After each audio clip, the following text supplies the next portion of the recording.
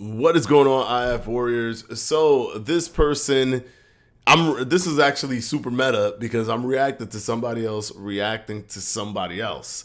Uh, this woman, Abby's Kitchen, she's critiquing this gentleman for his weight loss practices, for what he did to lose weight, and she's calling it the no BS advice. Now, let's go ahead and watch this and let's see let us get her reaction and see if what she is saying is correct. All right. And this gentleman, I do believe, used intermittent fasting to lose his weight as well as a 2,500 calorie deficit. I find I think he misspoke there. I think he's trying to say that he's eating 2,500 calories. He's not at a deficit of 2,500, but I don't think that she gives him that leeway of making that error in this video. But let's continue. I've lost 30 pounds in 5 weeks. No dietitian or fitness professional would ever recommend a 2,500 calorie deficit. Yes, you'll lose weight fast, by evidenced by his near 1 pound a day progress, but a lot of that weight is likely to be muscle. That's not necessarily 100% true. A lot of that weight is actually water weight. More water weight was probably lost within that 30-pound frame, or within that 30 pounds that were lost, than anything else. Now, did he lose muscle? It's tough to say if muscle was lost, because it's tough. Even if we see him, it all depends on. I know he wasn't at a 2,500 calorie deficit. I think that, like, come on, like, that's crazy low. I think he was eating 2,500 calories. And from what we're going to see, he mainly ate protein more than anything else. He just ate protein. So I don't know. I think he may have retained a lot of his muscle and then lost a lot of water weight, depleted a lot of glycogen because he was not eating carbohydrates. He was only focusing on protein. And because of that, and of course some muscle being lost, but I don't know for sure if most of it or a lot of it was muscle. But of course, if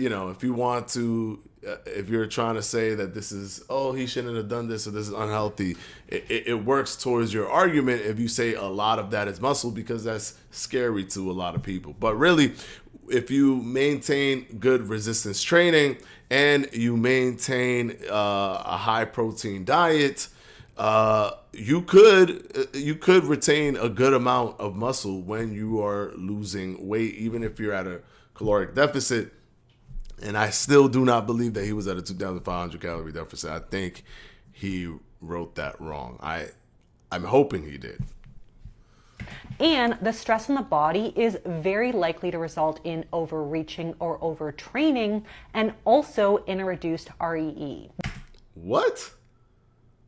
The stress on the body is likely to result in overreaching or overtraining? That's a little weird that she said that, because I can understand that an increase in cortisol or something where there's muscle degradation, an increase in gluconeogenesis where there's muscle tissue breakdown to supply your body with energy. But to say that it's so much stress that you're going to work out more seems very odd. I don't think the working out more is tied to the stress of your body, right? There could be a psychological desire to help and assist with the entire weight loss process by over exercising or whatever, exercising. But I think that's a mental thing where you're actually powering through your body's desire to reduce your energy output, because even NEAT, which is your non-exercise activity thermogenesis, is going to go down. That's going to go down because your body's trying to reduce energy output. Your body's going to try to give you little signals to stop working out because it's trying to reduce your EAT, which is your exercise activity thermogenesis. Your body is trying to reduce your activity because you are losing weight, especially if you're losing weight rapidly, like this gentleman did, which was 30 pounds in 5 weeks. So it's really bizarre that she's saying that, oh, because of the stress on your body's going to want to work out more. That's like really fighting itself, because it's really the opposite that takes place with your body. Now, your mental and your psychological, or how you feel and your want to push through or do more, that's different. But your body, the way your body reacts, that's not what your body is trying to do. Your body's trying to do the opposite. We know that usually the impact of weight loss on REE isn't super significant, about 3 to 5%. But extreme caloric restriction and intense exercise can. She pulled out a energy compensation and metabolic adaptation. I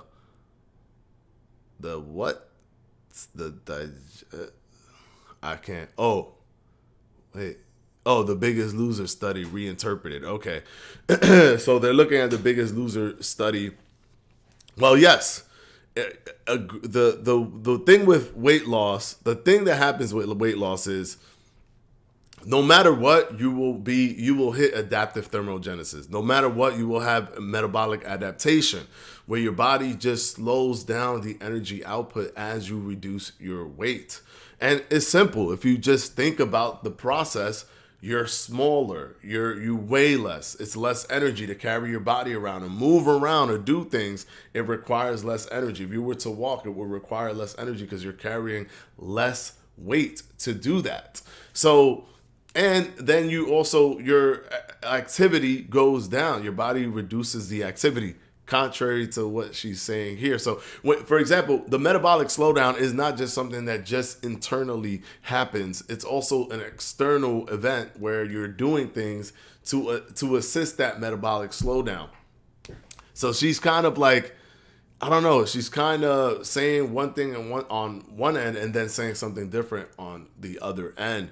But I'm a proponent for the Biggest Loser studies. They're pretty good because they look at what happened after the fact, the aftermath of all those people that went through that Biggest Loser, and looking at their metabolic rates years later, and they saw that they lost so much weight so quickly. But he wouldn't fall into that. The way you saw how he looked early on, he doesn't fall into that super massively overweight person losing a lot of weight super fast in such a short period of time and getting a metabolic slowdown from that won't return. Because with him, more than likely, his metabolic slowdown is going to be just based off of the process of weight loss, and he's going to gain it back if he was to regain his weight. Because the thing with the Biggest Loser was it was so damaging to their metabolism and how quickly they did it that their metabolic rate did not speed back up when they gained the weight back and then some. So they gain more weight, and now they have less of a caloric balance in their favor, which is kind of crazy, and you don't want that to happen. But with this gentleman, you can't really compare him because he wasn't massively overweight. You can't really compare. Like, that's why these sample sizes matter. Being overweight, being obese, being healthy, being physically fit, and all that stuff, they all matter to the end point of what could happen or what is happening with somebody. A better study for her to select for these kind of things, when she's just putting one little study there, is a meta-analysis looking at the entirety of different types of people that go through this, and a bigger pool of a sample size. Cause much more significant declines. Here's what I eat to make that happen. In the morning, I have black coffee and some BLK water. Can influencers please be more transparent about their partnerships with this BLK water? I know this is sponsored because they reach out to me too, and I'm seeing way too many content creators plug them. I never heard of BLK water till literally right now. Never heard of BLK water. But if if they are sponsored, they should disclose that they're sponsored. That's 100%. For example, I'm sponsored by Lumen. I disclose that I'm sponsored by Lumen every single time. I always say, hey, look, sponsored by try out the Lumen, hit the promo code Fledge Fitness 50, but they sponsor this channel. They're a proud sponsor. I'm a proud sponsor. But with me, I don't know. I'm just gonna take a water and say, this is the water that I drink or whatever. Like with Lumen to me, it's because Lumen is so valuable in terms of being a sidekick for intermittent fasting that I only select sponsors that I even think would work for me and my community, where there's a benefit that comes out of it. So, but either way, you should always disclose regardless. So I agree with her on this one. Without an FTC disclosure. I train fasted, and then my first meal isn't until 4 p.m. Now that I do not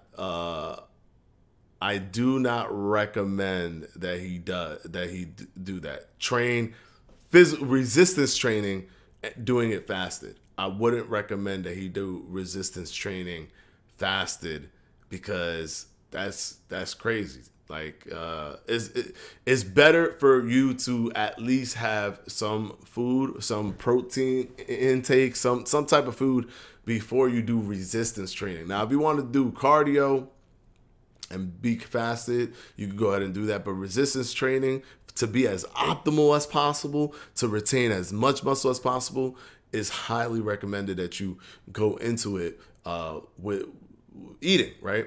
Now, studies have shown that you don't have to do it right away, or you don't have to, it doesn't have to be right before. It could be a little bit of time before you start working out, but you should have something in your system to help fuel your muscles, help, retain your muscles, or help build your muscles during that process when you're working out. And it's recommended, based on the studies that we have, for you to consume something before you work out. Yeah. So I'm not sure what time he's training and what time he's eating, but while we don't need to eat immediately post-workout as we used to think, if we've got absolutely nothing in the tank pre-workout, including no protein, we would still want to have a protein-rich meal. Nutrient timing revised, and this is what, 2000, that's Schoenfeld. He's one of the leading guys when it comes to protein synthesis, muscle hypertrophy, building muscle. So yeah, this study is probably a really good study. Nutrient timing, post-exercise, anabolic window. I believe I've read this study already. And yeah, she's right in this sense. You want to have, like I mentioned, you want to have something in your system before a resistance training workout, where you're trying to either, one, retain muscle, or two, grow muscle, build muscle. It's important because it helps you. You can still do it, but you won't be as optimal. It will be much more difficult, and you'll have to work much harder, and it'll just be harder to work harder. So overall, it's much better for you to eat something before you go into a workout. Meal within 4 hours of training. Today it was a lean 12-ounce steak and a protein shake. At 6, I'll eat again, usually grilled chicken breast. So no carbs, no fiber, no heart-healthy fat. So he is doing a 2,500 calorie deficit. That's what it looks like. Whoa. I watched this already, but I didn't pay attention to his breakdown at the time, and I just looked at it right now. Yeah, that's too much. He doesn't even need to do it. He doesn't even need to do it. That he doesn't need to be that aggressive. Sure, that's going to cause rapid weight loss. At least. Best thing to do, guys, is look at your total daily energy expenditure. I'm sorry, I have to say this because I want you guys to know what the alternative is, as opposed to just not knowing as opposed to just knowing what you shouldn't do. Look at your total daily energy expenditure. You could cut off around 500 calories from that. So it's that's based on your basal metabolic rate, your daily energy expenditure, all of that put together, and then your exercise on top of that, and then that gives you a caloric number, and you try to be about 500 calories or so below that, so that you can be at the healthiest that you can be when you're eating. But sometimes also when people do intermittent fasting, they don't actually really measure what they're eating, and it's still a system in weight loss because it creates a caloric deficit for you. But let's continue. In the short term, but this is miles from supporting good health. I don't actually know how this guy poops. I'm still hungry afterward. Sometimes I'll have some light ice cream, and that's it. Classic restriction model. Eat only pure protein without a single calorie to spare on other nutritious, colorful foods that support good health, and then splurge those last 150 calories. Yeah, you definitely should be consuming fiber. Fiber is super important as well. But I am a proponent for having protein be your more dominant meal of the day in terms of the grams, because protein is probably one of, if it's the most satiating, so it tends to be the most satiating, so it's the most satisfying, where you don't feel full or you don't feel like you need to eat more.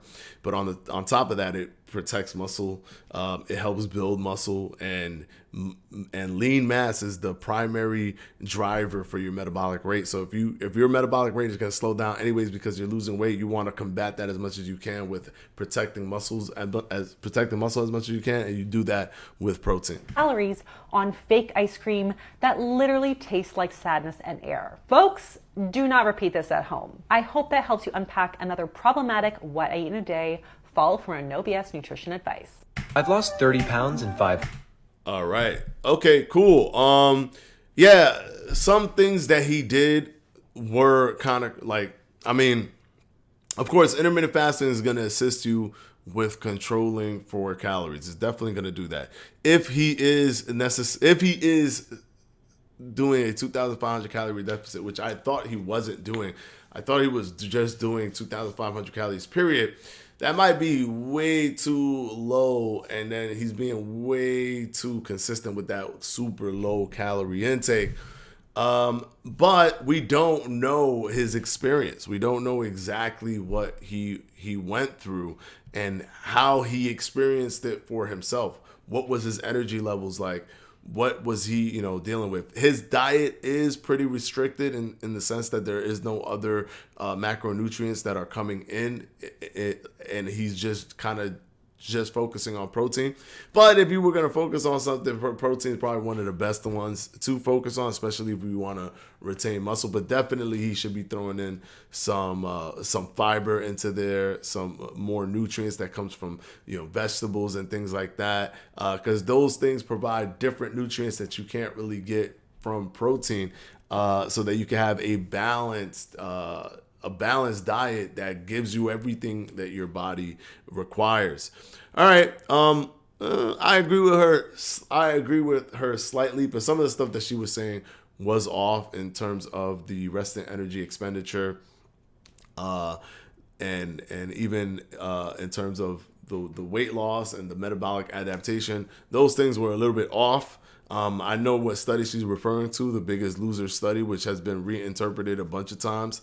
But there's a difference between somebody who's obese, losing all that weight, and somebody who just appears to be slightly overweight, as he was, and losing the weight. Anyways, let me know what you guys think down in the comment section below. Do you like videos like this that are super meta? Like I'm reacting to somebody else reacting. It's a reaction to a reaction video. Do you like that? Do you want me to keep doing that? And let me know. All right. Until the next one, guys. Peace out.